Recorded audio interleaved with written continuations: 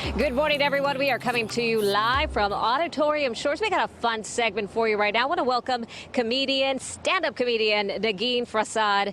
Thanks for joining us outside. Thank you for having me. Okay, I love this. Your new book is called How to Make White People Laugh. How do I make white people laugh, Negin? A lot of banana peels slipping. There's some rubber chickens involved.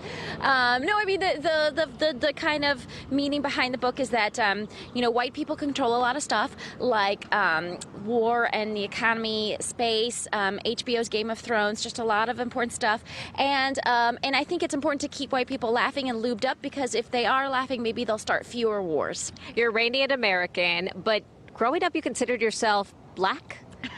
No, that's what the cover of your book says in the inside, so that's what I read. The first chapter is called "I Used to Be Black," and it's I have a master's degree in African American studies, like most comedians, and the reason for that is because growing up, I just didn't, I'm a part of this really underpopulated ethnic minority, right? Iranian American Muslim lady, and so I glommed onto these other larger minority groups, and I wasn't confused, like I knew I wasn't black, but I just felt very much like fighting for the black struggle, because I felt like, well, I know it's not my struggle, but it's adjacent to my struggle. You know what I mean? And so I think that's what happens with a lot of hyphenated Americans when they're growing up. They're just sort of like, well, this isn't my thing, but let me gravitate towards it because it feels close enough.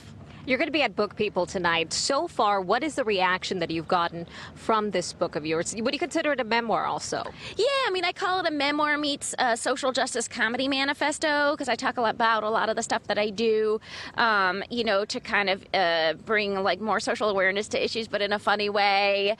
So for example, my last film is called The Muslims Are Coming, and we rounded up a bunch of Muslim American comedians in a nonviolent way, and we went to places like Arizona and Idaho and Mississippi, and we did stand-up comedy, and we called the shows The Muslims Are Coming, which some people thought was like a preventative warning lecture on the coming Muslim apocalypse. They were very confused, but it was just stand-up, and we had a really good time. And I think those are the kinds of things, actions that I talk about in addition to just dating in the book, and also being a honey mustard enthusiast. Just some very important issues being addressed in the book, but it's a comedy and it's a good time. And tonight at Book People, I'll be doing stand-up and just having fun. You mentioned honey mustard. What about ranch dressing?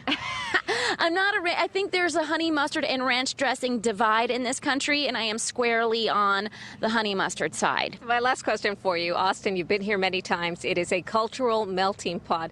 Does this book in any way apply to our city? Oh, I mean, absolutely. There's so many people that, in Austin, it's so multicultural, that have grown up hyphenated American. And I feel like this book would reach out to them, but also to white people. Because the real joke is that it turns out what makes white people laugh is what makes everybody laugh. I love that. What makes everybody laugh turns the world around too, as well, would you say? Absolutely. I think it's such a powerful tool, and it kind of opens people up and makes them feel vulnerable. And I think that's kind of what's so powerful about comedy. Negin, thank you so much. Good luck tonight over at Book People. Thanks so much for having me. And that is it for us. We are live at Auditorium Shores. Now back to you.